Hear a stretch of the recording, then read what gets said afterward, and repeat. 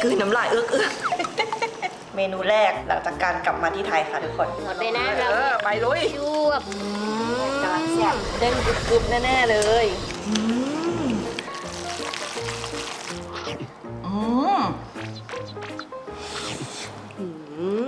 แล้วนี่เธอกลับมาจากไหนอียิปต์การขึ้นเครื่องบินครั้งแรกหลายเดือนที่ผ่านมาโหดีมากเลยแวะไปขึ้นเขาซีนายที่มนุษย์ได้คุยกับพระเจ้าค่ะที่เห็นกระพริบคือดาวหมดเลยนะคะฟ้าสว่างมากทุกคนค่อยๆเดินกันขึ้นไปค่ะบางคนเหนื่อยก็หยุดพักนะ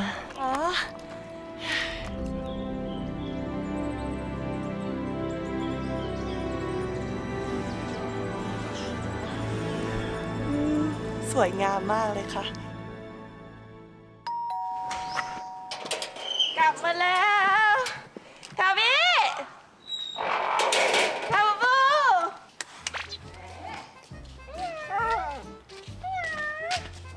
กลับมาแล้วเหรอกลับมาแล้วเหนื่อยมากเลยพี่ดามาเอากระเป๋าหน่อยค่ะใจฉันแม่มาสิดีใจดิเอาบูบูเอาบูบู แม่มาแล้วสิดีใจแล้วสิมาสั่งปลาหมึกมายังสั่งมาแล้วมาม่าอุ้ยมาลืมมาม่าได้ไงอ่ะก็อยากกินมาม่าหมึกดำมาบอกพูดมาตลอดถามหวานหมึกดำมาม่าหมึกดำไปมึงก็ได้ใจพาพี่ดาเดี๋ยวพี่ดาปั่นจักรยานพาบินไปซื้อมาม่าเลยค่ะ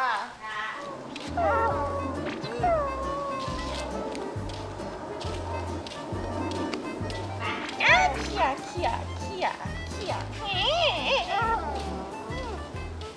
ไปเอาลงไปด้วยร้อนมากเลยพี่ดามาโอ้ยวางแล้วเนี่ยนั่งดีๆเด้อโอ้ยจะหล่นไหมอ่ะไม่หล่นหรอกจับดีๆแล้วกัน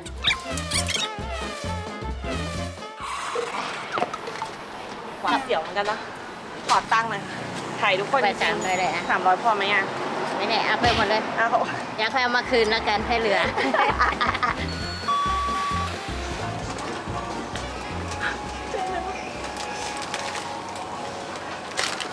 อยากกินอันนี้มากเลย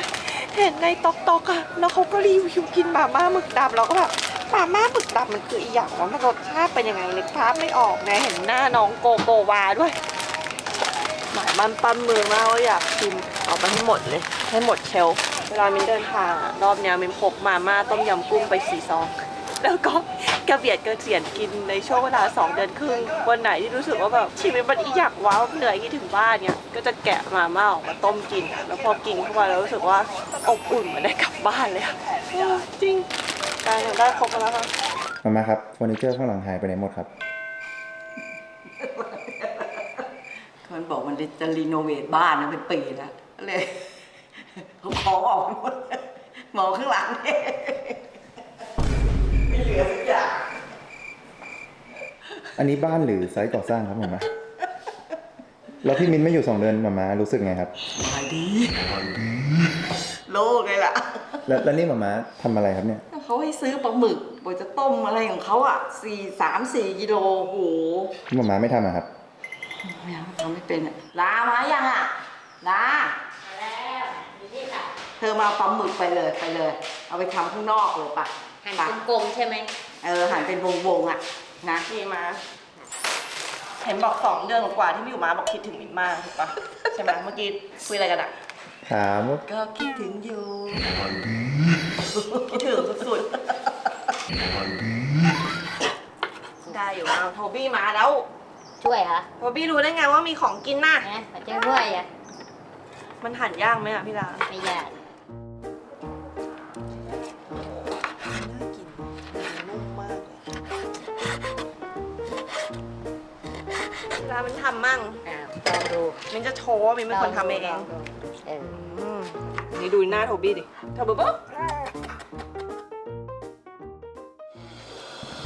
รอสักครู่แล้วน้ำเดือดเราไม่ต้มมาม่ากันเรามานั่งเฝ้าสรุปเราไม่ทำอะไรสักอย่างเลยกินอย่างเดียวเราจะบอกว่าเราทำเองก็ไม่ได้ไม่จำตั้งแต่สมัยต้มขวดนมให้น้องๆเลยนะเนี่ยอายุ18 ปีเท่านั้นแหละโอ้โห มันอะไรเนี่ยหลบเหรอหลบปลาห ล มึ ง กเหร นะ อ นะมือเลยนะ หลบปลาหมึกเหรอ ลงน้ำร้อนแล้วไม่เป็นไรหรอก เดี๋ยวหาว่า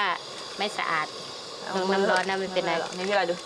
อ่ะครึ่งหนึ่งก่อนเดี๋ยวมันไม่อันนี้ ระบบไฮดรอลิก มันจะแบบกำลังแซ่บลงเลยนะ ลอง หมดเลยนะ เออไปลุย จวบได้ น่ากินมากเด้งกรุบๆแน่ๆเลย ไม่กินเยอะโทบี้ให้กินนิดนึงพอได้ชิมนะขอมือหน่อยดูสองมืออ่ะเก่งมากกินเลยกินแล้วเก่งใช่ไหมเราอ่ะมาอย่าเพิ่งมีอีกทริกหนึ่งมอบลูกเก่งมากค่ะน้องกาหนูทำได้ทุกอย่างเพื่ออาหารเลยลูกมาเทน้ำนี่จะอ่านวิธีต้มบะหมี่ในน้ำเดือด 400 มิลลิลิตร ประมาณ 2 นาที คนเบาๆเป็นค้างคาว จากนั้นเติมผักอบแห้งในซองต้มต่ออีก 2 นาที เทน้ำทิ้ง นำบะหมี่ใส่จานแล้วใส่ซอสผสมให้เข้ากัน จะได้บะหมี่พร้อมรับประทาน ได้ฟังไหมเนี่ยฟังดูต้มกี่นาที 8 นาทีจะได้เดือดเร็ว ตู้หายไปมันก็ประหลาดดีเนาะ มันเหมือนคนไม่มีคิ้วอะเหมือนคนแบบไม่มีคิ้ว ไม่มีมงกุฎของใบหน้า เหมือนโดนปล้นเหมือนกันนะ นี่คือตู้โต๊ะกินข้าวโซฟาเตียงบนห้องไม่เหลือสักอย่างเลยตอนเนี้ย อ้าวก็เธอจะรีโนเวทบ้านแล้วจะเอาไงเก็บไว้ทำไม น่ารักไหมคะ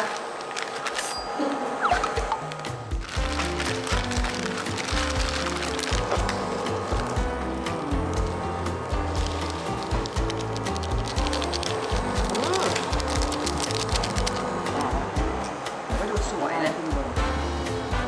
อืม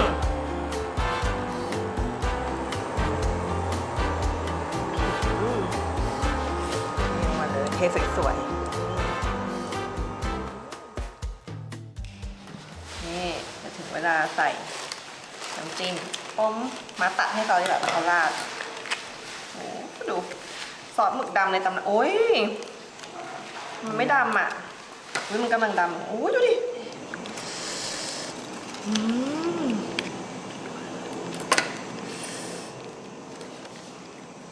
กลืนน้ำลายเอื้อกทุกคนกลืนน้ำลายเอื้อกมาใส่2 ซองไปเลยตรงขาวๆหน่อยโอ้โห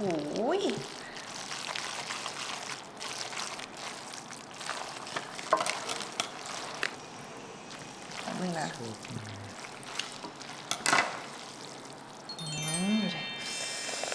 น่ากินสุดๆอ้าว กลิ่นหอมมากอีกซองหนึ่งซองตรงไหนยังขาวๆอยู่มาใส่ลงไปเนี่ยได้ตรงไงคลุกปลาหมึกเข้าไปโอ้โห โอ้โหต้องหนวดหน่อยโอ้โห ไปลวกปลาหมึกมาเพิ่ม ปลาหมึกโรยหน้าหน่อยสิมันสวยๆ เดี๋ยว สิ เขาจับจานเดี๋ยวแป๊บนึงเดี๋ยวมาเดี๋ยวจับจานดูดิ โอเค รักแม่ให้หูจับยังเกินจะยื่นปากเข้ามาอีกมันเริ่มแล้วเรายังจะยื่นปากเข้ามาอีกเอาไปลุยไป1 2ฮึบ อืม อร่อยแน่เลยอ่ะอร่อยปะ อืม พี่ดาชิมเดี๋ยวพี่เอาให้คุณ เคี้ยวกับปลาหมึกแล้วยิ่งอร่อย พี่ดาชิมเลยนะ เผ็ดมันอร่อย เอ้ยกินเลย ดูอย่างนี้กินได้ไงอร่อย ของ ฉัน มี กิน ช้าฉันซวบเลยนะ ปลาหมึกดีมากเลยมันเด้งปุ๊บ เนาะ แล้วเข้ากับเส้นมาก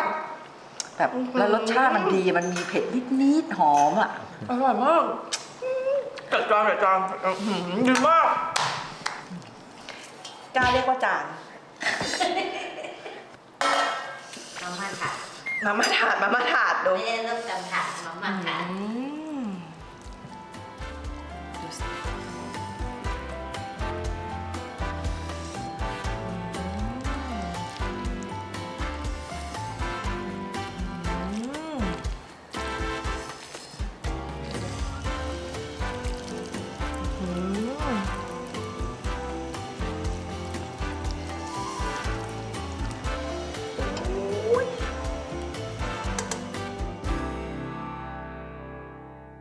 แล้วนี่ก็คือเมนูมาม่าหมึกดำถาดไปแบ่งกันกินดีกว่าเอาพี่ลามาเหรอ มาเลยนี่ ตักใส่ ว้าย นี่รออยู่ นึกว่าจะเอาจานใหญ่กว่านี้นะเนี่ย นะพอแล้วค่ะจานนี้ก็ไม่ได้เอาน้อยเอาเยอะ มาม่าหมึกดำค่ะ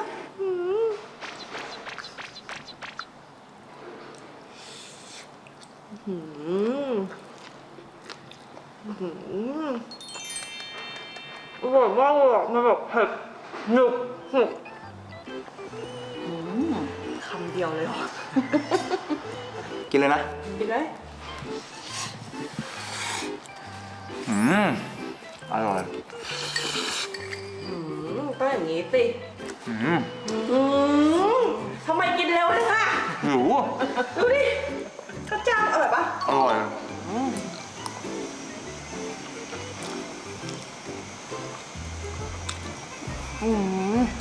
นัวเข้มสมเป็นหมึกด พี่ทำอร่อยปะ ำมาม่าทำอร่อยมาก แต่ว่าเพราะว่าพี่มิ้นทำไง มันก็อร่อยเพิ่มไปอีก ให้กำลังใจเขา โอนเงินไปเพิ่มนะ แล้วรอบนี้นี่เธอกลับมาจากไหน กลับจากอียิปต์ไปภูเขาซีนายมาที่โมเสสเขาแบบรับบัญชาจากพระเจ้า สวยมาก เดี๋ยวไปดูคลิป แต่ช่วง2 เดือนเหนื่อยมากเลยมาเหมือนเราแบบเราเตรียมตัวไม่พร้อมใช่ปะเหมือนไปแล้วร่างกายเราไม่พร้อมใจเราไม่พร้อมพอเราไปเจอคนอะไรมากมายเงี้ยเหมือนเราไม่ได้พร้อมรับพลังงานเหล่านั้นเยอะขนาดนั้นไงถ้าเป็นสมัยก่อนเราเจอประมาณเนี้ยเราก็ยังพอผ่านมันได้นะเหมือนแรงเราเยอะอะมันแก่มันเริ่มแบบมันเริ่ม พลังกายพลังใจไม่ค่อยเหลือใช่ไหม แล้วเหมือนเราไม่ค่อยได้เติมพลังให้ตัวเองไงใช่ไหมมันก็เลยพังไงมันก็เลยแบบก็ดีได้กลับมาตั้งหลักก่อนแล้วดูว่าจะไปต่อไม่ไปต่อ มาเติมพลังด้วยมาม่าก่อนแล้วกัน เดี๋ยวไปดูคลิปอียิปต์ระหว่างที่เรากินกันค่ะ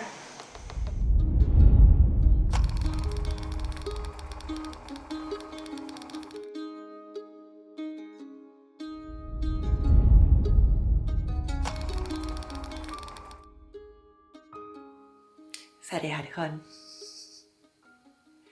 ตอนนี้ถือว่าเป็นจุดเปลี่ยนที่สำคัญของการเดินทางนะ มินมาอยู่ที่ทางตอนเหนือของฝรั่งเศสค่ะ ตอนแรกเนี่ยเราก็มีนัดคุยกับพวกเจ้าหน้าที่บนเรือขนส่งสินค้า ซึ่งเราจริงเราต้องได้ขึ้นเรือลำนี้นะ แต่ว่ามันก็มีการเปลี่ยนแปลงในวินาทีสุดท้าย เพราะว่ามันเกิดช่วงทริปที่ผ่านมา มันมีพายุ7 ลูกภายใน20 วัน แล้วก็เรือก็คือปอมเขาบอกว่าช่วงที่เธอจะไปอ่ะมันเข้าหน้าหนาวก็น่าจะมีพายุเยอะกว่าแล้วเราก็น่าจะเป็นเรือใบลำเดียวที่อยู่ในเส้นทางนี้เลยเธอผู้มีประสบการณ์น่าจะเอาไม่อยู่มันน่าจะอันตรายก็เลยเป็นสาเหตุว่าตอนนี้เกิดความแบบเราจะยังไงต่อช้อยก็มี2ช้อยค่ะที่ให้ทุกคนโหวตไปแล้ว 1. จะนั่งเรือใบข้ามแอตแลนติกแต่มันก็ใช้เวลาประมาณเดือนหนึ่งเป็นเรือใบลำไม่ใหญ่มากนะแล้วเราก็ต้องเรียนการล่องเรือไปด้วยอย่างเงี้ยค่ะซึ่งมันก็น่าจะสนุกมากๆเลยแหละแล้วก็เจ้าเรือใบเนี่ยมันก็จะไปลงที่แถบหมู่เกาะแคริบเบียนแบบแจ็คสเปโร่เลยอะชื่อมาร์ตินิกซึ่งที่นั่นเนี่ยมันก็ค่อนข้างหาเรือต่อยากนะมันอาจจะต้องบินออกไปที่อเมริกาค่ะส่วนอีกออปชั่นหนึ่งก็คือนั่งเรือแบบไททานิกอะเส้นทางเดียวไททานิกไม่ใช่ลำเดียวกันนะ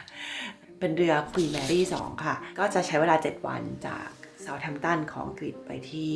นิวยอร์กจะเป็นเรือครูซสวยๆแต่งตัวสวยๆไงซึ่งมินก็ไม่เคยไปแบบนี้เหมือนกันแต่ติดอีกว่าเราก็ต้องทำวีซ่า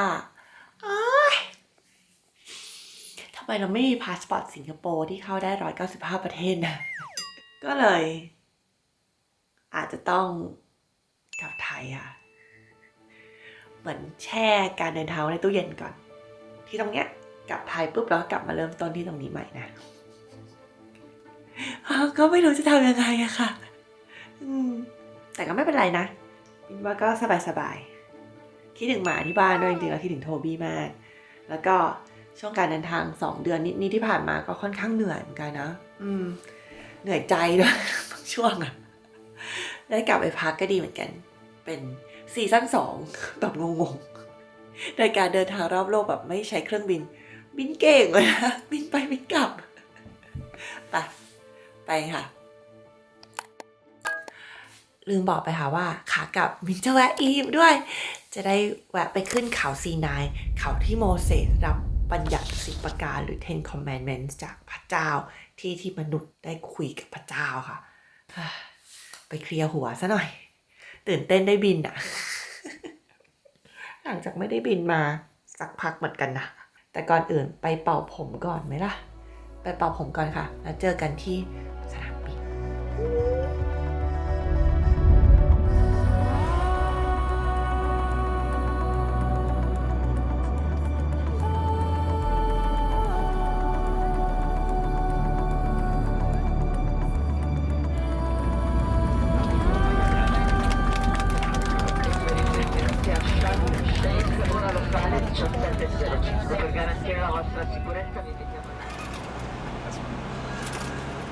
เรามาถึงชาร์มเอลชีกันเรียบร้อยนะคะเป็นการขึ้นเครื่องบินครั้งแรกหลายรอบเดือนที่ผ่านมาโห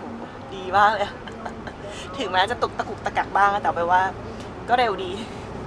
จากที่ผ่านมามันช้าไปหมดนะชาร์มเอลชีเนี่ยถือว่าเป็นเมืองท่าชายทะเลชื่อดังของอียิปต์แต่ว่าเราไม่ได้อยู่ที่นี่ค่ะเรากำลังเดินทางต่อไปที่เมืองดาฮับซึ่งมันเป็นที่ที่เริ่มต้นการขึ้นเขาซีนายโดยเมืองดาฮับมันอยู่ห่างไปประมาณ1 ชั่วโมงถือว่าคนละบรรยากาศชาร์มเอลชีคือชาร์มเอลชีเป็นรีสอร์ทหรูๆเนี่ยที่ดาฮับจะมีความชิลกว่าคือเป็นเมืองนักล่ำน้ำเป็นเมืองฮิปชิคเนี่ยเขาบอกว่าฮิปสุดในอียิปต์ก็คือดาฮับนี่แหละแต่เราก็ไม่รู้ว่าจะเป็นยังไงเหมือนกันนะ ไม่เคยมาเลยอ่ะ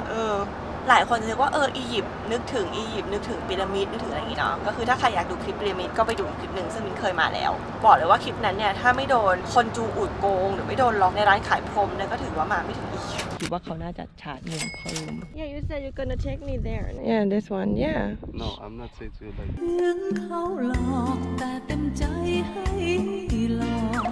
ก็ไปดูคลิปนั้นกันได้ว่าอันนี้เราก็จะเป็นแนวแบบขึ้นภูเขาซีนายไปดูพระอาทิตย์ขึ้นไปนอนเมืองชิลๆแต่ไม่รู้ชิลหรือเปล่า เดี๋ยวไปดูพร้อมๆกันค่ะไปนั่งรถกันวิวสวยมากเลยทั้งขาลงมาแล้วก็ตอนนี้ที่พระอาทิตย์กำลังจะตกค่ะ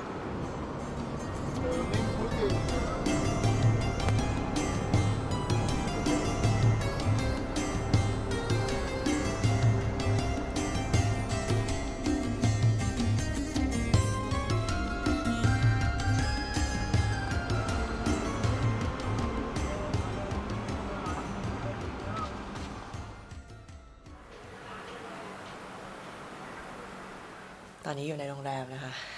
รอคนมารับไปที่ภูเขาซีนายตอน4 ทุ่มค่ะโดยที่ออก4 ทุ่มเนี่ยเพราะว่าจากตรงนี้นะเพื่อ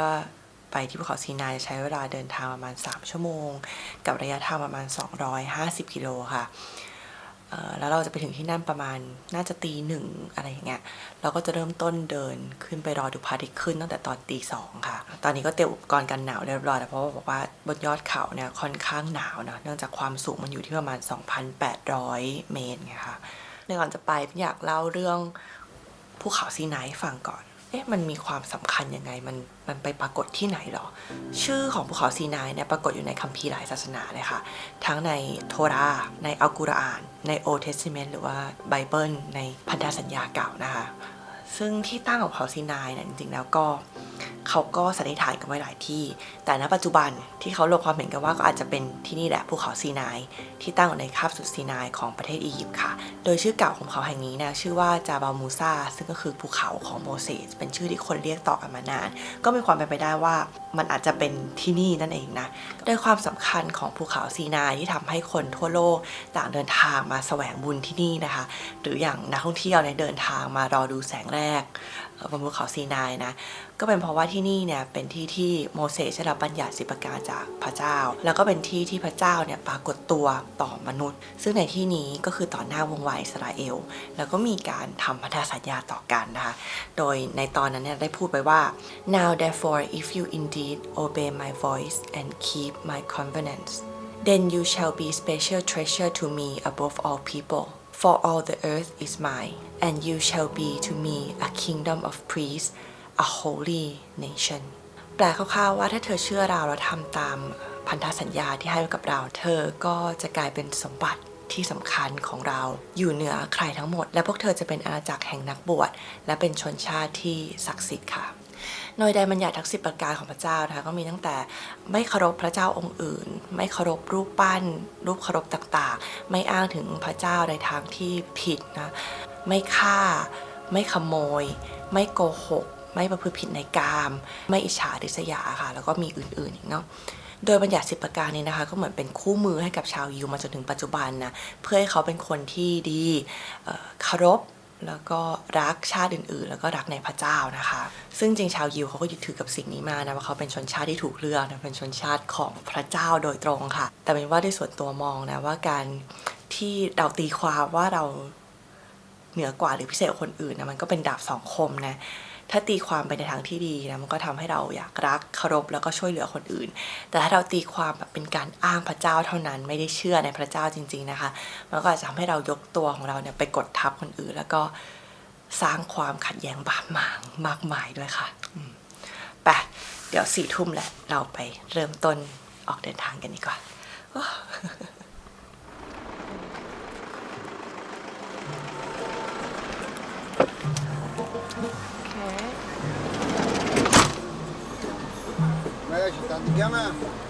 ขึ้นมาบนรถก็รู้แล้วค่ะว่าถึงอียิปต์แล้ว เพลงมันจ้ะ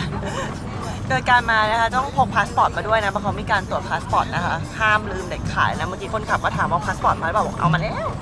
มืดไปดูทางแล้วกัน3 ชั่วโมงครึ่งมิดนอนก่อนละที่เห็นข้างหน้าคือเมืองดาหับนะคะเหมือนข้าวสารเหมือนกันนะเราก็มารับคนไปเรื่อยๆนะคะตอนนี้มี6-7 คนแล้วโอเค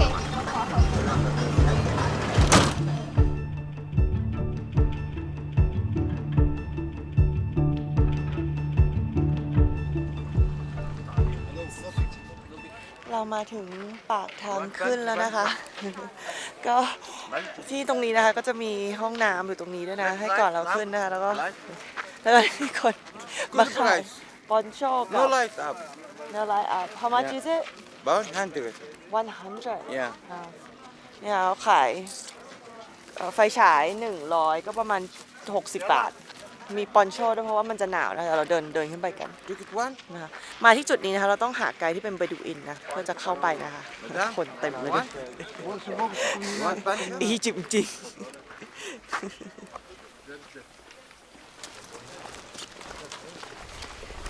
ตอนนี้เรากำลังเริ่มต้นเดินขึ้นไปที่ภูเขาซีนายตามรอยเท้าของโมเสสนะแล้วก็ระยะทางที่เราจะเดินขึ้นไปนะคะประมาณ5 กิโลค่ะโดยความต่างระดับจากจุดนี้จนถึงจุดยอดเขาหรือ elevation gain อยู่ที่ประมาณ750 เมตรนะคะโดยในช่วงแรกเนี่ยก็ยังมีไฟอยู่เนี่ยค่ะค่อยๆเดินไปจะไม่มีไฟแล้วเหลือแต่ไฟฉาย So you're Nasser? Nasser? Yeah. You're our guide? Yeah. โอเคเนี่ยนาเซตนะคะเป็นไกด์ของเรานะไกด์ที่นี่นะจะเป็นชาวเบดูอินเท่านั้นนะที่ได้รับอนุญาตนะคะคนอื่นเนี่ยจะไม่สามารถเป็นไกด์บนยอดเขาแห่งนี้ได้เลยนะอันนี้ก็ถือว่าเป็นแหล่งรายได้ที่สำคัญค่ะของชาวเบดูอินในพื้นที่ค่ะหอมนะยังไม่ถึงไหนเลยมิ้นใจเย็นไม่100 เมตรเลยที่เห็นกระพริบคือดาวหมดแล้วนะคะตอนนี้ถ้าใครมาเห็นนะบอกเลยว่าท้องฟ้ามีแต่ดาวค่ะฟ้าสว่างมาก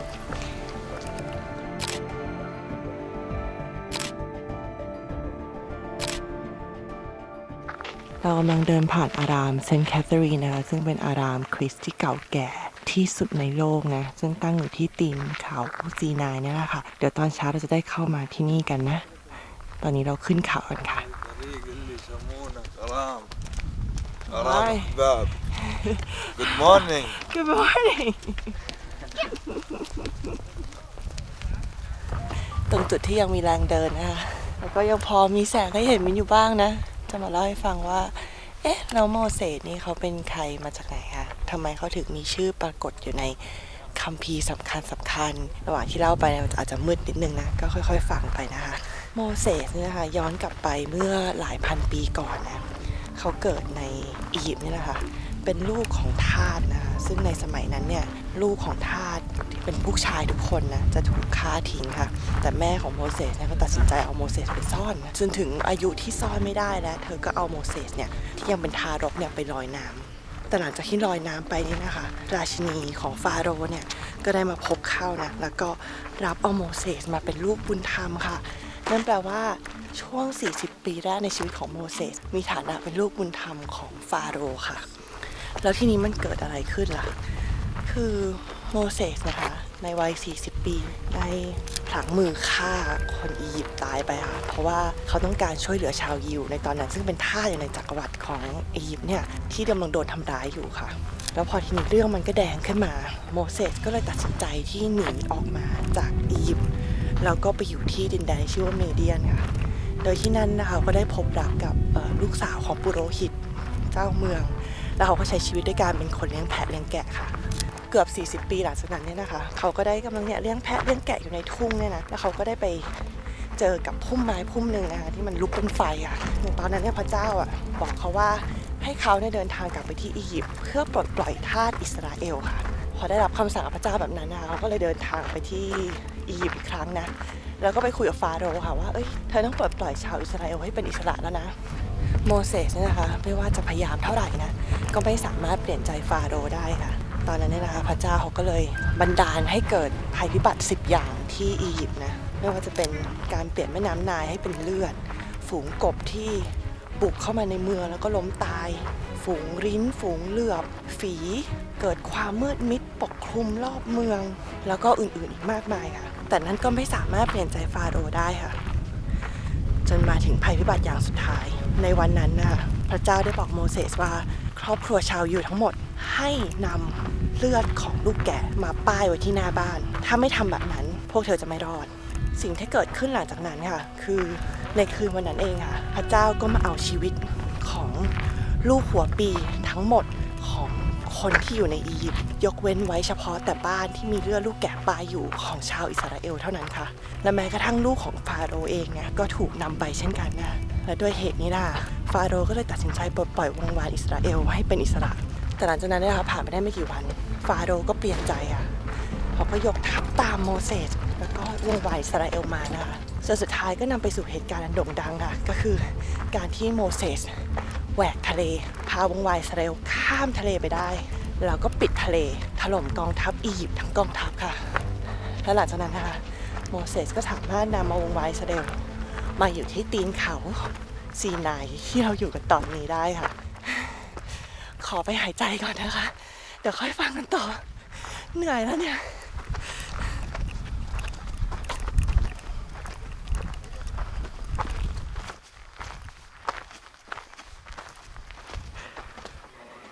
ข้างหน้านี่ขอใช้คำว่าเป็นอูฐ temptation นะคะ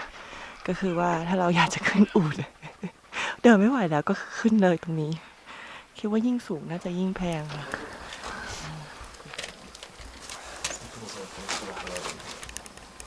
อาหารนะก็มีพวกน้ำอัดลมต่างๆแล้วก็บะหมี่กึ่งสำเร็จรูปมีคุกกี้นะคะ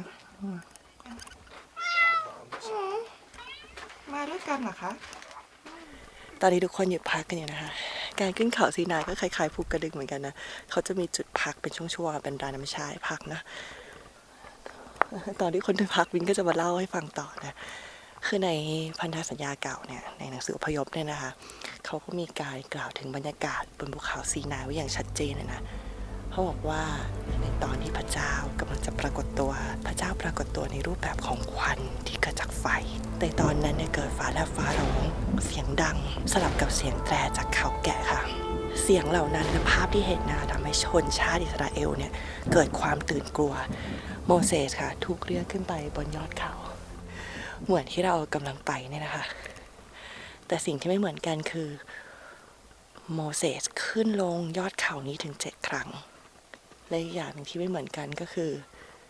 ชนชาติอิสราเอลไม่ยอมไปพบพระเจ้าค่ะเพราะว่าเขากลัวทำให้จากการที่ชนชาติอิสราเอลเนี่ยควรจะได้เป็น Kingdom of Priests ค่ะก็เลยเหลือแค่เป็น Kingdom with Priests ก็คืออาณาจักรที่มีนักบวชเหมือนผู้บริสุทธิ์ที่เกรงกลัวพระเจ้าเนี่ยนั่นก็คือโมเสสนั่นเองค่ะหลังจากวันนั้นจนถึงวันนี้นะคะใครได้เป็นชนชาติของพระเจ้าหรือเปล่าเนี่ยก็ถูกตัดสินอยู่ที่ การปฏิบัติตามปัญญา10 ประการนะคะไปเราขึ้นซีนายไปกับโมเสสค่ะนี่คือทางนะคะ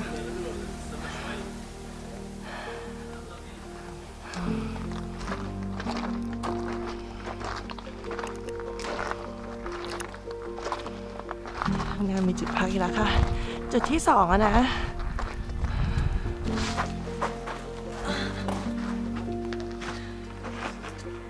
ร้านที่3ค่ะ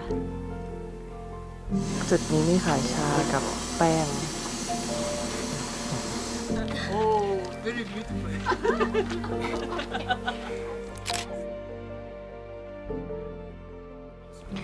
จุดพักต่อมานะคะจำไม่ได้แล้วว่าเท่าไหร่ เหนื่อย จุดนี้เริ่มเห็นคนเยอะขึ้นแล้วนะคะ จากตอนแรกที่ไม่เห็นใครเลยหมดแรงเหมือนกันนะมันเหนื่อยเหมือนกันนะเนี่ยก็จะมีคนที่ขึ้นอูฐแล้วนะ มันก็เหนื่อยอยู่นะว่าไป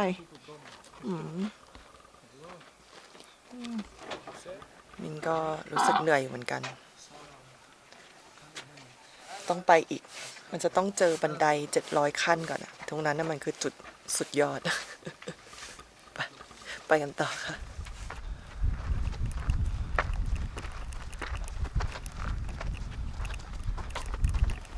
นี่อัปเปอร์อะไรสักอย่างค่ะ น่าจะใกล้จุดแล้วนะเนี่ยมันจะเป็นช่องเขาตรงนั้นนะคะมันน่าจะไม่ได้เห็นกันตอนนี้มันมืดจริงๆ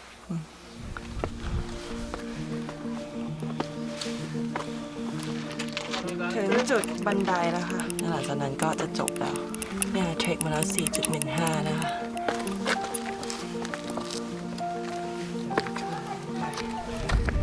ทุกคนค่อยๆเดินกันขึ้นไปค่ะบางคนเหนื่อยก็หยุดพักนะอากาศเย็นกันเรื่อยๆค่ะมินก็หอบหนักขึ้นเรื่อยๆเหมือนกัน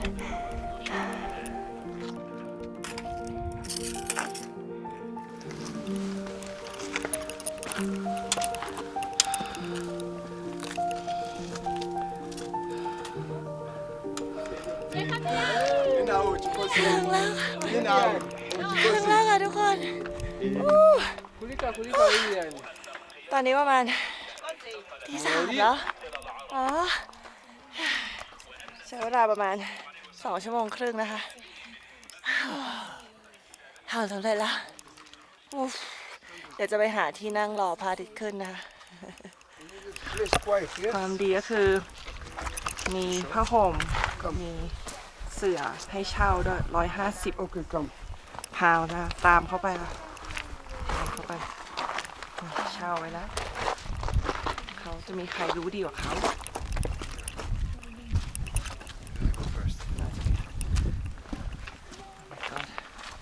โอ้ว้าว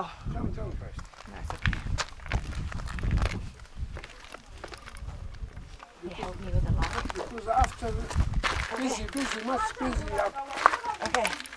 Better down there? Yeah. Okay. ตามเข้าไป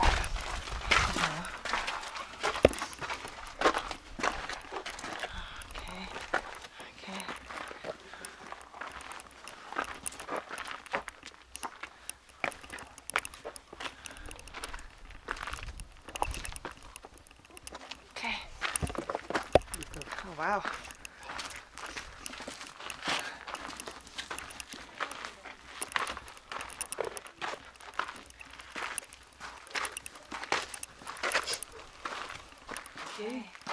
Here? Okay, perfect. Thank you so much. Thank you so much. เนี่ยเขาบอกว่าให้อยู่ตรงนี้เลยพระอาทิตย์จะขึ้นข้างหน้าพระอาทิตย์จะขึ้นประมาณ6 โมงเลยตี 5:30นอนไปก่อนเลย โอเค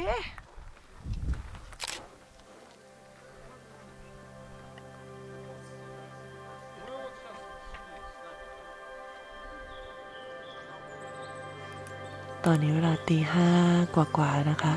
แสงแรกก็ปรากฏออกมาแล้วนะ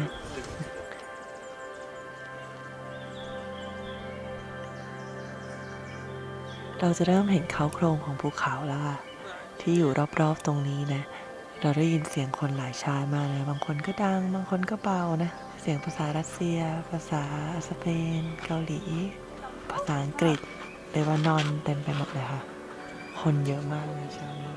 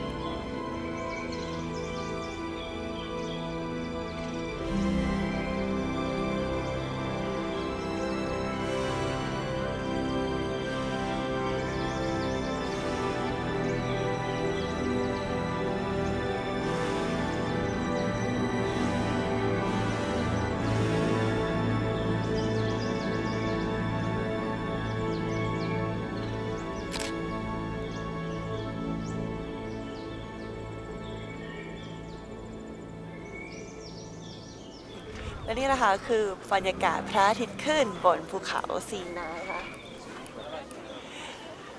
พร้อมที่จะมาฟังเรื่องราวของโมเสสกันต่อไหมคะ โมเสสเนี่ยนะคะก็เดินขึ้นลงเขา7 ครั้งเนาะ โดยครั้งที่นานที่สุดนะคะเขาอยู่บนนี้ถึง40 วัน 40 คืนค่ะ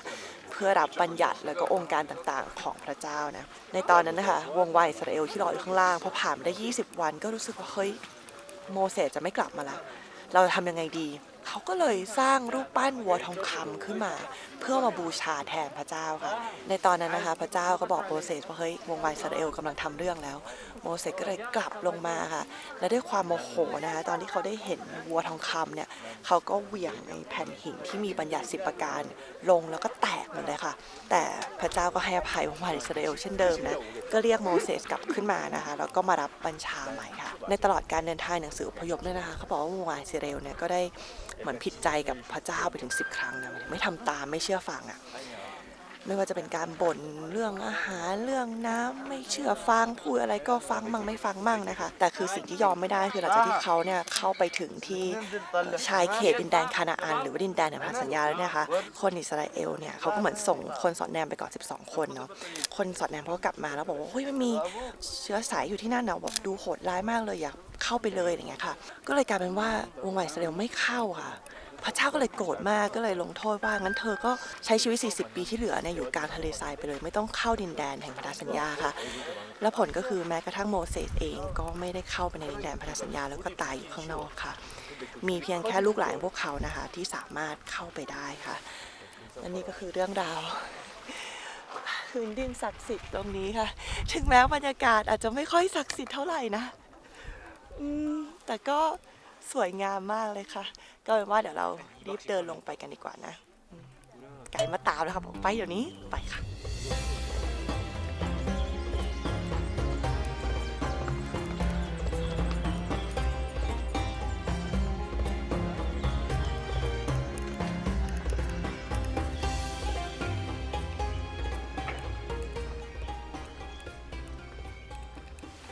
ตอนนี้มันเข้ามาอยู่ในอาราม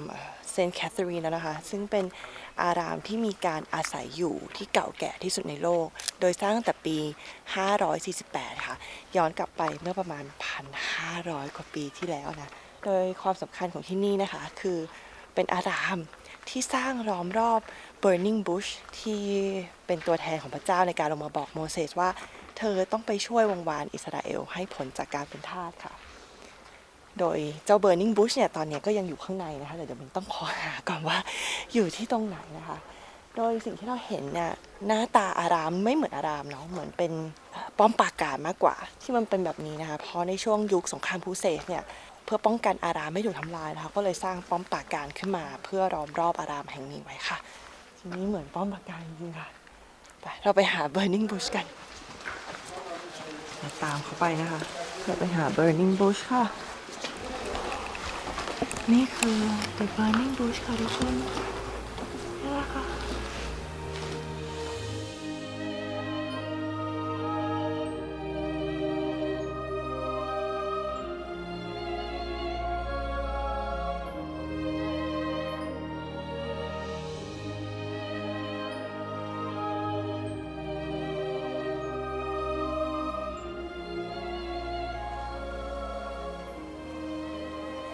ความพิเศษอีกอย่างของที่นี่คือมีการค้นพบเอกสารโบราณมากมายเลยค่ะโดยเอกสารหนึ่งนะที่พิเศษมากชื่อว่า Codex Syriacus ค่ะซึ่งมีอายุมากถึง 1,600 ปีโดยเป็นคัมภีร์ไบเบิล4 บทที่เขียนในภาษาซีเรียกซึ่งเป็นภาษาตระกูลเดียวกับที่พระเยซูพูดในสมัยนั้นค่ะเพราะฉะนั้นสำหรับนักประวัติศาสตร์นะคะนี่ก็ถือว่ามันตรงมากแล้วเขาก็เอามาใช้ให้ดูการเปลี่ยนไปของคัมภีร์ไบเบิลตั้งแต่อดีตจนถึงปัจจุบันนะ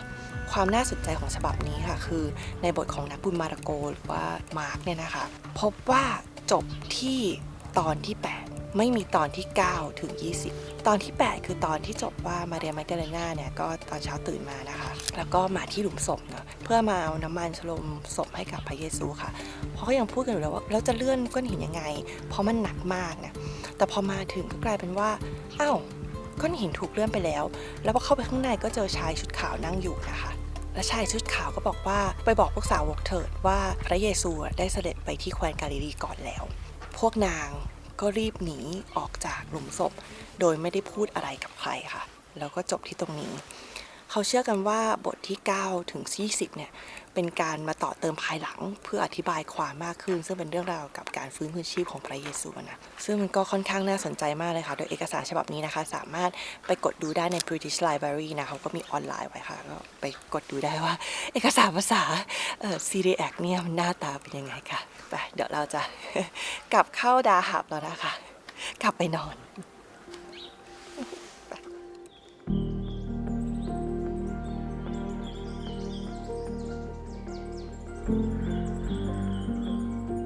และแล้วโปรเจกต์การเดินทางรอบโลกโดยไม่ใช้เครื่องบินก็คงต้องหยุดพักเอาไว้ก่อน การที่เรือถูกยกเลิกจนต้องกลับมาทำวีซ่ามันก็ดีเหมือนกันเนาะเราก็เลยได้กลับมาพักกายพักใจที่บ้านจริงๆแล้วการเดินทางครั้งนี้มันก็ไม่เหมือนกับทุกครั้งที่ไปมารู้สึกว่ามันยากจังไม่รู้ว่าโลกมันเปลี่ยนไปหรือตัวเรากันแน่ที่ไม่พร้อมถ้าให้พูดจากใจจริงๆก็น่าจะเป็นอย่างหลังมากกว่าเริ่มต้นเดินทางกันด้วยน้ำตาจะให้ไปจบที่รอยยิ้มถ้าไม่โกหกปิดบังกันด้วยการตัดต่อก็แปลว่าคงได้เจออะไรบางอย่างที่เปลี่ยนข้างในเราได้ซึ่งครั้งนี้มันก็ไม่ได้เกิดสิ่งนั้นขึ้นค่ะครั้งนี้เป็นครั้งแรกที่มินเอาเบื้องหลังทั้งหมดของการเดินทางมาไว้เบื้องหน้าให้ทุกคนได้เห็นความเหนื่อยล้าได้พูดทุกสิ่งในใจถึงมันจะไม่ได้สวยงามหรือเต็มไปด้วยรอยยิ้มเหมือนทุกครั้งแต่มันก็เป็นความจริงในเวลานั้นทั้งหมดแล้วเนอะ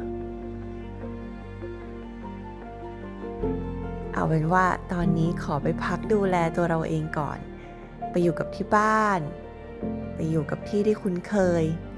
ก่อนที่จะกลับไปออกเดินทางต่อค่ะขอบคุณทุกคนมากๆที่ติดตามกันมาถึงตอนนี้นะไว้กลับมาเจอกันใหม่นะคะ